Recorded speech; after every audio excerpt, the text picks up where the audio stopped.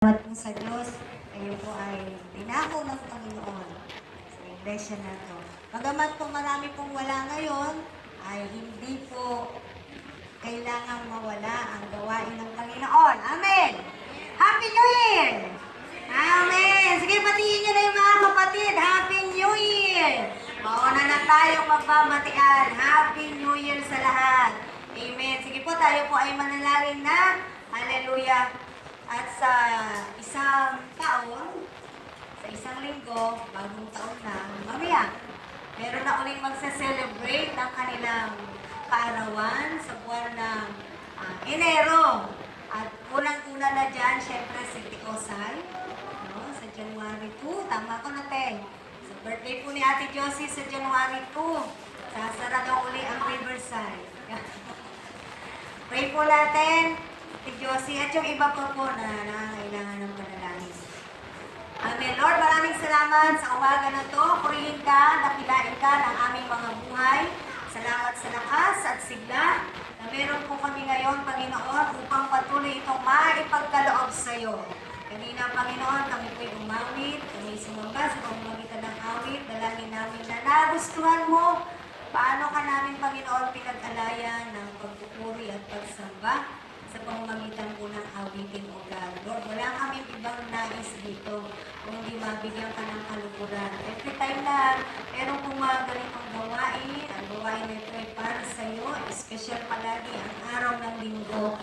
Hindi dahil mag-New Year, kung hindi dahil ikaw, dahil sa iyo. Kaya palaging special ang araw ng linggo, Panginoon. Dahil ito yung araw mo, araw ng pagsamba, Panginoon. Kaya naman, Panginoon, patuloy na dalangin namin, O Diyos, ang lahat ng mga may nangangailangan, lalo na po yung meron pang hindi magandang nararamdaman sa kanilang mga physical na katawan. We continue to ask for your healing touch right now. In Jesus' name, complete healing for Kay. At si Paula na nakatawa ng aso, Lord, dalangin namin na wala pong dahil wala pong center ngayon na bukas, hindi mo po mababayaran si Paula Lord God. Hallelujah. Inigyan mo po siya. Doon din si Ate Esther.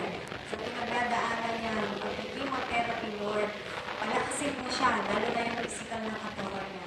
At tunay na samahan mo siya, Lord God. Yung mga salita na narinig niya, magamit niya po ito. Mas lalo po siyang lumapit at lumapit po sa iyo, Panginoon Jesus. Sa marami pa po iba, kung meron mo po dito sa amin na meron yung hindi magandang nararamdaman, ay patuloy na dinudulog po namin sa iyo, Lord God. At dalangin namin, Panginoon, sa araw na to, O Diyos, ay patuloy na mabigyan ka namin ng kaluguran sa pamamagitan po ng pag-aaral ng iyong salita.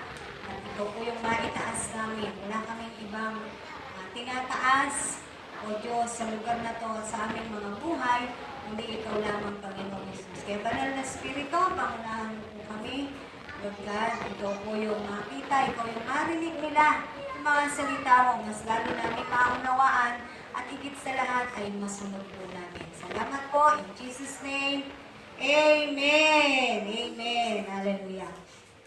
Amen! So, this is the last day of the year 2023. Tama po ba? December 31. So, magtatapos na po ang taon, kaya ang pamagat po ng ating pag-aaralan, an end to start anew. Kailangan may katapusan para makapagsimula ng bago. Amen! Ang ating pong verse, Ecclesiastes chapter 3, verse 11, or mga ngaral sa Tagalog, Kabanata 3, talata 11. Babasahin ko po siya sa inyo sa NIV version. Ecclesiastes chapter 3, verse 11. Sabi po ito, He has made everything beautiful in its time. He has also set eternity in the human heart. Yet no one can fathom what God has done from beginning to end. Amen. Lord, patuloy na mangusap na nga po sa bawat isa at mahayag ang nakapaloob na mensahe sa mga salita mo na ito sa amin. In Jesus' name. Amen. Napakaganda po ng sinasabi ng verse na to sa Ecclesiastes chapter 3, verse 11. Sabi po rito, He has made everything beautiful in its time. Kaya nga sabi rin sa mga ngaral, there is a time for everything. Amen po ba? So lahat ng katulad ng inawit natin kanina, sabi, time is in His hands, the beginning and the end, which is true. No? Kaya, sa Kanya po tayo lalapit at patuloy na sa Kanya po tayo sasamba dahil Siya ang may hawak ng oras. Pag pinatigil niya na yung oras, pinatigil niya na yung panahon, ay wala na po tayong magagawa, tayong mga tao. Amen. Sabi po na ating verse, He has made everything beautiful in its time. Kapatid, hindi naging maganda yung 2023 ko. Paano mo sasabihin, God made beautiful in His time. He has made everything beautiful in His time. Eh, hindi naman okay yung 2023 ko eh. Puro nga ako problema eh. Puro nga ako pagsubok eh. Puro nga ako kabigatan eh. Puro nga ako sakit karamdaman eh. Nakakarinig po kayo ng ganyan? No? Meron naman talagang ganyan na hindi naman po talagang buong isang taon well good sa isang tao. Dumaranas po talaga ang tao ng mga bagay na normal. Normal na nararanasan dito sa mundo. Pero hindi po nagsisinungaling ang salita ng Diyos nung sinabi niya, He has made everything beautiful in its time. Marahil hindi pa lang siguro panahon doon sa iba. Marahil hindi mo pa rin panahon. Kung ano man yung dinudulog mo sa Panginoon at ninanais mo na maging maganda sa iyong buhay. Katulad po ng palagi nating sinasabi dito, hindi po natin pwedeng diktahan ang Diyos. Hindi natin pwedeng utusan ng Diyos. God, ngayon ko na ito kailangan. Amen? Hindi po natin pwedeng gawin yan. So these days, the last day of 2023, there must be ending to begin anew. Kailangan merong magtatapos para makapagsimula ng bago. Pero bago magtapos ng taon, paano po natin siya tatapusin? Yung 2023, may mga nalalabi pa po tayong ilang oras for the year 2023. Paano natin tatapusin ang taon? Let's end 2023 right. Paano? Paano tatapusin ang 2023 ng tama? Tapusin natin ang taon na nasa Diyos tayo. Amen. Tapusin natin ang taon na patuloy tayong sumasamba sa Diyos. Tapusin natin ang taon na sumusunod sa Diyos. In spite and despite of everything na naranasan po natin for the year 2023. Hindi mo titignan si Lord na problem solver. Amen. So kahit anong ibig sabihin, kahit anong naranasan natin sa matatapos na taon na to, whether pangit or maganda, manatili po tayo sa piling ng Diyos. Huwag po tayong aalis sa presensya ng Diyos. Huwag po tayong lalayo sa Diyos. Kung naging malapit ka sa Diyos nitong 2023, mas lalo mong gawing mas malapit ka sa Panginoon itong darating na taon. Because we all have weaknesses. Meron tayong mga pagkukulang. Marami tayong masasabing mga bagay na hindi naman talaga natin nagampanan at nagawa bilang isang mananampalataya, bilang isang anak ng Diyos. Amen. Kaya kailangan tapusin natin yung taon na tayo po ay nasa Diyos pa rin. Ang isip mo nasa Diyos, ang puso mo ay sa Diyos. At wala doon sa kaisipan na ano kaya mangyayari sa akin sa 2024? Sino nakakaalam? Ano mangyayari sa kanya sa 2024? Taas kamay. Wala, di ba? Wala ni isa sa atin dito makapagsasabi, ay sa 2024, ano na ako? Meron na ako nakaparadang ano dyan. Bisikleta dyan. Hindi, di ba? Wala makapagsasabi kung ano ka na sa 2024 o kung ano na yung makukuha mo sa 2024 o kung ano. Although, ang mga tao, tayong mga tao ay meron tayong mga pinaplano, meron tayong mga ginugusto, meron tayong mga pinapangarap. Kaya natin gawin yan. Pero hindi natin kayang gawin at hindi natin kontrolado kung ano talaga yung magaganap sa darating na taon. Amen. Kaya napakahalaga na kahit anong mangyari, nasa Diyos po tayo. Baka ang dami nating pinlano para sa 2024, hindi natin alam, darating na pala si Lord.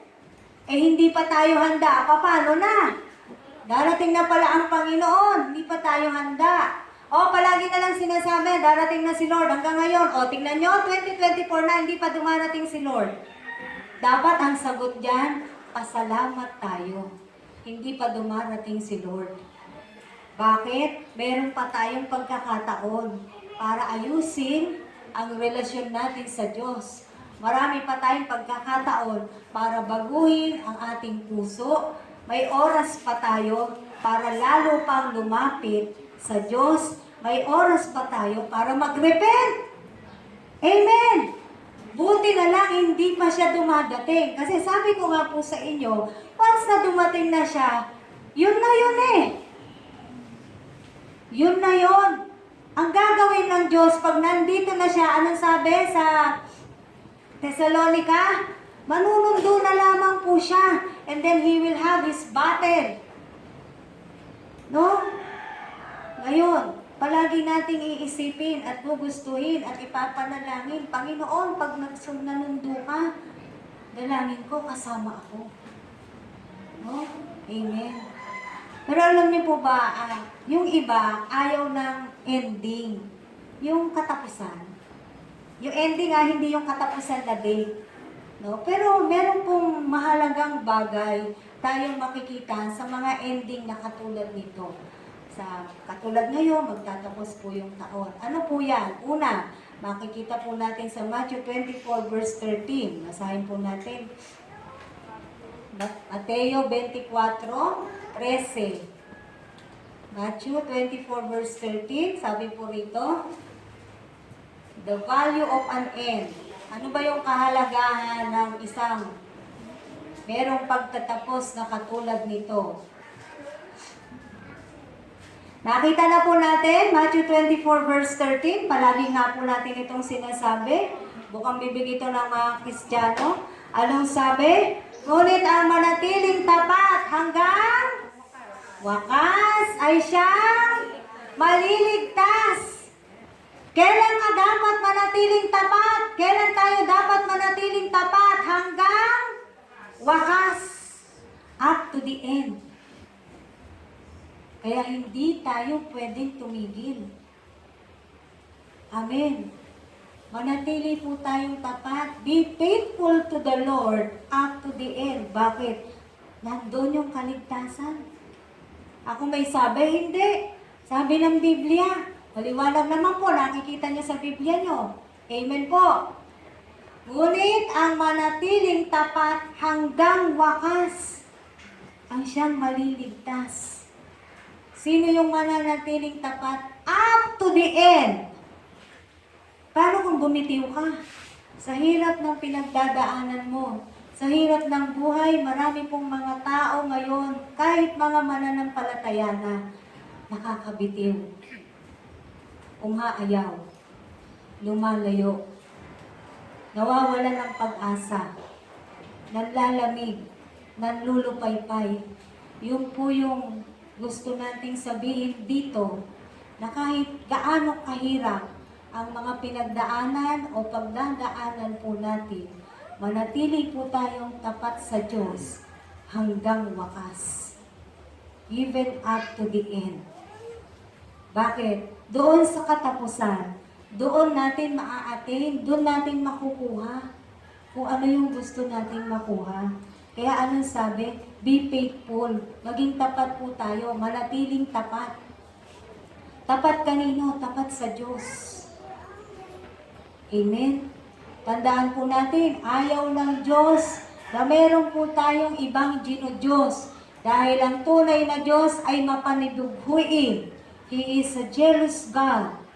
Baka marami ka pa rin Diyos hanggang ngayon sa buhay mo. Tanggalin na po natin yung mga Diyos natin na yan sa buhay natin. Dahil meron tayong tunay na Diyos. Ano ba yung mga Diyos sa buhay ng mga tao na katulad po natin? Uulitin ko, Kung ano yung pinaglalaanan mo ng mahabang oras, hindi mo alam, yan na yung Diyos mo. Bakit? Napapasunod ka niya eh. Tama po ba? Kung saan nauubos halos ang buong maghapon mo, hindi mo namamalayan, yan na pala yung Diyos mo. Bakit? Napapasunod ka. Dahil sinusunod mo yung kagustuhan ng pinagagawa sa'yo ng kaaway. Sinusunod mo ang pita ng iyong laman. Pero sabi, di ba sa Biblia, mas maganda mo sana kung ang mananagumpay sa atin ay yung ating espiritu. No?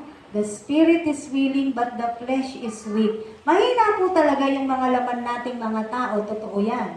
Kaya nga madali tayong matukso. Tama po ba? Merong madaling magalit. Merong madaling mainis. O yung madaling magalit, ang dami niyong amen, ano? Di ba? May madaling magalit, may madaling mainis. No? Pero syempre, ang lahat po ng ito, kapag yun po yung palagi nating pinananatili sa ating buhay, sa ating puso, sa ating kaisipan, hindi po tayo nagpapakita ng kaluguran sa Diyos. Tandaan natin, pwede tayong makapanlinlang sa ating kapwa na ikaw ay anak ng Diyos, pero hindi natin malilinlang kahit kailan ang Diyos. Because He knows our heart. Kung merong mga nakakakilala sa atin ng totoo at lubos-lubos, yun po yung ating tunay na Diyos. Kaya alam niya kung talagang sumasamba ka, alam niya kung talagang ang focus mo ay sa Panginoon, kahit ngayong oras na to, alam niya ang tunay na mananamba. Kilala niya. Why? Because He's seeking for a true worshiper, sabi sa John. Naghahanap po talaga ang Diyos ng mga tunay na mananamba sa Kanya. Kaya manatili po tayong tapat kahit po sa darating na 2024. Kung kailan man matapos, kung kailan man ang wakas, hindi natin alam, hindi ko alam, walang nakakaalam. Pero ang mahalaga nito, dapat tayo po ay handa. Amen! Parang mga Boy Scout at Girl Scout. Palaging handa. Anytime na dumating ang Panginoon, sasabihin mo talaga, sasama ka na sa Lord. Hindi yung matatak, Lord, teka muna. Diba? So manatili po tayong tapat hanggang wakas. Dahil doon po natin makikita, makakamit ang kaligtasan. Pangalawa, 1 Peter 4:7. Ikalawang Pedro 4:7. Sabi po dito. Nakita na po natin? 1 Peter chapter 4 verse 7. Malapit na ang wakas ng lahat ng bagay.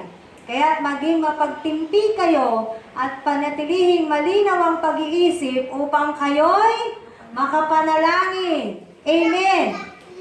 Malapit na ang wakas ng lahat ng bagay. So, ibig sabihin talaga pong lahat mapaparam. Ano lang ang matitira? Sabi sa Biblia, ang salita ng Diyos. Amen. Malapit na ang wakas ng lahat ng bagay. Kaya't anong bilin sa atin ng Biblia? Kaya't maging mapagtimpi kayo. Ano ba yung mapagtimpi? Yung control, no? Self-control. Ayan. Dahil kung papansinin po ninyo, ang mga tao ngayon, masyado nang mainitin ang mga ulo. Konting kibot, nakikipag-away. No? Konting pumapatol talaga. Eh kung hindi ka mapagtimpi, ganun ka rin. Papatol ka rin, makikipag-away ka rin. Kasi kapag po ganun ang ating mga ginagawa, no? Hindi natin makukuhang manalangin. At hindi rin tayo uli magiging magandang halimbawa bilang mananampalataya. At sinasabi natin na tayo ay mga anak ng Diyos. Nakakahiya pa, sinasabi natin, anak tayo ng Diyos, pero nakikipagbangayan tayo sa daan. Parang ganyan, di ba? Kaya ang bilin sa atin dito ng Biblia, maging mapagtimpi kayo. Kahit na mga tipong bigay na bigay ka na, magtitimpi ka pa rin. Magko-control ka pa rin. Kahit galit na galit ka na, titimpiin mo pa rin. Bagkos, para ano raw, bakit kailangan gawin to? Para malinaw ang pag-iisip at makapag-pray ka. No? Kapatid, sinabi ko po nung nakaraang Biyernes, nung tayo po ay nagkaroon ng intercessory prayer dito sa church, itong 2024, kung loloobin ng Panginoon, na okay pa ang lahat, magpapatuloy tayo, syempre sa ating buhay, mas lalo pong gawin natin more prayerful. Yan. Yung i-desire ng bawat isa sa atin na maging mapanalanginin. Lalo na for this year 2024. Kung prayerful ka na this year 2023, dagdagan pa po natin this 2024. Para yung sinasabing pray like never before. Mas maging prayerful po tayo this 2024. Amen! Mga kapatid, dahil yun po yung ating napakabisang sandata. Paano ba tayo nakikipag-battle? Diba? Through prayer. Wala naman tayong ibang ginagawang battle in a spirit world kung hindi sa pamamagitan ng panalangin. Kaya mas lalo po tayong maging prayerful. Kung dati, nakakapanalangin ka ng 1 oras, ngayon gagawin mo na siya ng isang kalahating oras. Amen! Talaga may nakakapag-pray ng 1 oras.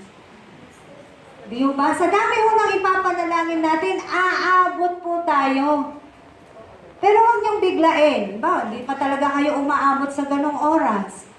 Manalangin ka, kapatid. And then, kapag nagiging ano mo na yung pagpe-pray, mapapansin mo na lang, ang dami mo nang pinagpe-pray. Bakit? Binibigyan ka na ng banal na spirito ng mga ipagpe-pray mo. Nangungusap na sa iyo ang banal na spirito ng mga ipapanalangin mong mga tao, sitwasyon, o anuman. Hindi mo na mamalaya ng oras. Kaya palagi, ang bilin po natin sa bawat isa, magpatuloy po yung pagkakaroon natin ng quality time sa Panginoon. Huwag po nating aalisin yung ating pong quality time sa Lord. Na makapanalangin, makaniig mo ba siya? Makausap mo, maka-one-on-one mo ang Diyos. Amen. So maging prayerful po tayo. Pangatlo, 1 Peter 1, 8-9. Diyan lang din po, malapit lang. 1 Peter chapter 1, verses 8-9. Sabi po rito, hindi niyo siya nakita kailanman, ngunit siya'y inibig na ninyo. Hindi pa rin ninyo siya nakikita magpahanggang ngayon.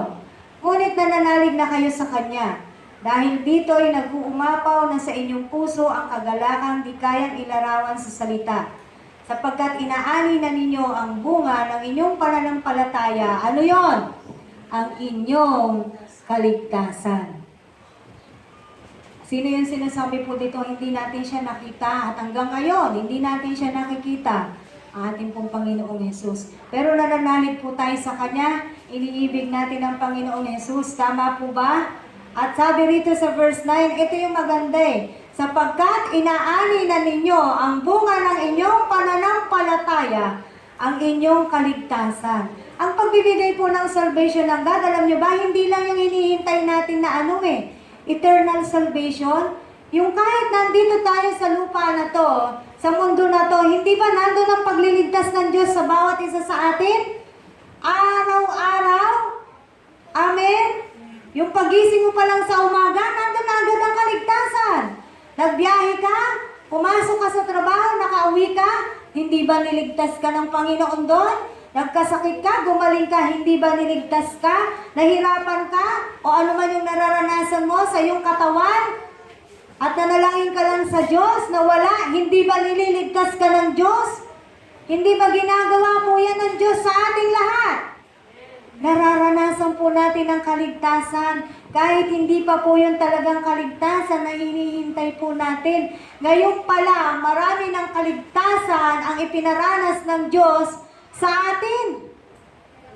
Kaligtasan dyan sa mga Jude. Hindi ho ba nililigtas tayo ng Panginoon sa mga ganyang bagay? Dahil kahit anong hilingin natin sa Panginoon, hindi ho madamot ang Diyos. Pinagkakaloob niya. Kaya nga, nakaugnay ito. Doon ka uli sa una, manatili tayong tapat sa Diyos. At sa pananatili nating tapat sa Diyos, palagi tayong magpe-pray. Para yung kaligtasan ay makakamit po natin kahit nandito pa lang tayo sa lupa. Amen. No?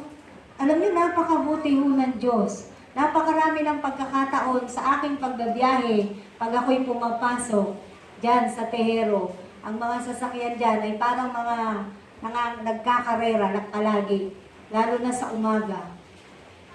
Marami ng pagkakataon na muntik-muntikan na. Pero salamat sa Diyos. Dahil tayo nananalangin bago umalis, naging intercede, hindi ho ba? Tingnan ninyo, yung nagpe-pray ka na, may nangyayari pa sa'yo. Paano kung hindi ka nagpe-pray? Nakita po nyo yung gusto kong sabihin? Yung nananalangin na tayo, may nangyayari pa rin sa bansa natin. Paano kung hindi pa po natin, hindi ko sinasabing tayo lang yung nagpe-pray sa bansa ho natin, ha? Marami hong nananalangin sa bansa natin, kaisa ho tayo dyan. Ang ibig ko lang sabihin ganito, nagpe-pray na tayo, pero meron pa rin lumulusot ng mga aksidente, nakakalusot pa rin ng mga sakit, nakakalusot pa rin ng mga problema, nakakalusot pa rin ng mga kabigatan. Eh how much more kung hindi tayo nagpe-pray? Naunawaan po natin? Paano na kung hindi pa tayo palaging nananalangin sa Diyos? Eh di mas dodoble yun. Maaaring doble yun. O higit pa sa doble ang mararanasan kung hindi po tayo dumudulog at humihingi ng habag sa Diyos sa napakaraming bagay. Kasi pag tayo nagpe-pray, hindi lang naman yung sarili mo yung pinagpe-pray mo, di mo ba?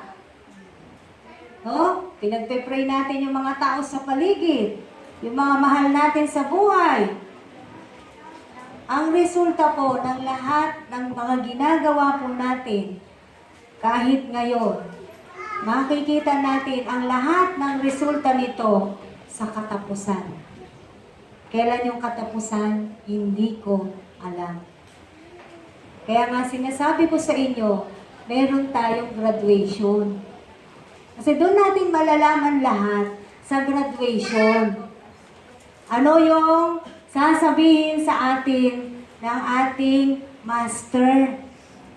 Ano yung sasabihin sa atin ng ating Diyos kapag ka tayo nag-graduate na?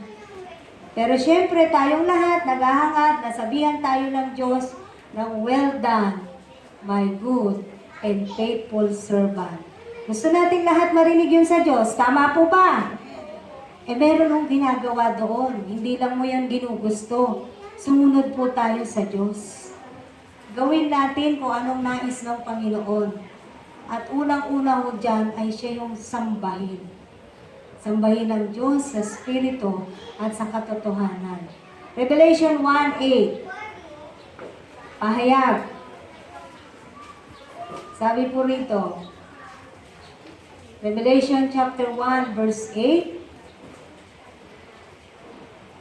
Ako ang Alpha at ang Omega, wika ng Panginoong Diyos na makapangyarihan sa lahat. Diyos sa kasalukuyan, sa nakaraan, at siyang darating. Nakita po natin to, napakaganda ng verse na sinasabi na to, no? I am the Alpha and the Omega, the beginning and the end. No? Siya yung Diyos sa kasalukuyan, sa nakaraan, at siyang Diyos na darating. Eh, saan ka palalapit? Saan ka papupunta? Eh, di doon na tayo sa forever God. No? Dito tayo lumapit sa Kanya. Kasi wala ho tayong pagkakatapusan Lahat ng tao, ang magiging ending ay ang pagharap sa Diyos. Tandaan ho natin yan. Lahat tayong mga tao, ang magiging ending nating lahat ay ang pagharap natin sa Diyos. Eh bakit hihintayin mo pa yung ending? Di habang wala pa yung ending, gawin na natin kung anong nararapat gawin. Sumunod na tayo sa Diyos. Baka sasabihin ng iba, hindi, bagong taon na naman, marhaba na naman ang panahon. We can never tell. Because we are not God. Only God knows kung anong mangyayari sa 2024. Bakit? Nasa Kanya. Siya may hawak ng oras. Siya may hawak ng panahon. Siya may hawak ng araw. Eh di doon tayo lumapit sa may hawak ng oras, sa may hawak ng panahon, sa kayang pahintuin ang oras, kayang pahintuin ang panahon. Remember? Sino ba yung nakipaglaban noon? Pinatigil yung ano? Yung araw? Sino yon? Pagka, nakalimutan nyo na? Si Joshua, di ba? Tumigil ang araw. Siyempre, with the blessing of God po yun. Magamat ang tao yung nag-utos with the blessing of God. No? Nakita po natin, kayang gawin ng lahat ng Diyos ang lahat ng bagay. Sa Kanya tayo lumapit. Dahil siyang may kakayanang gawin ang lahat ng bagay. Siyang may kayang ibigay ang lahat ng bagay. Kung ganun pala, kayang ibigay ng Diyos ang lahat ng bagay. Bakit wala pa akong ganito? Bakit wala pa akong ganito? Bakit wala? Ganyan po minsan ng mga tao. Tama. Nagiging ano ba, yung pilosopo. Na sinasabi mong kayang ibigay ng lahat ng Diyos. Dahil sa Kanya ang langit at lupa. Kung ganun pala ba't mahirap ka pa rin? Baka ibalik pa sa atin, ano? No. Ano sagot? Siguro sa iyong paningin ako'y mahirap. Pero sa paningin ng Diyos, hindi. Dahil ako'y anak ng Diyos. Kasi ang basihan palagi ng tao, kung ano yung nakikita sa'yo, kung ano meron ka, kung magkano laman ang bulsa mo. Yun palagi ang nagiging basihan ng tao. No? Sasabihin, asensado ka na, mayaman ka, which is tama naman. Sasabihin mayaman, pag talagang able, meron talaga, may laman ng bulsa. Kaya sumasaya kasi paldo, maraming laman ng bulsa. Pero tanggalan mo na ng laman ng bulsa ng tao, tignan mo kung sumaya pa yan. Sino rito masaya kahit walang pera? Amen. Di ba minsan hindi naman din talaga tayo masaya? Minsan. Pero alam nyo, pinapayapa tayo ng Diyos. At pinasasaya tayo ng Diyos. Iba yung nabibigay ng Diyos. Doon sa,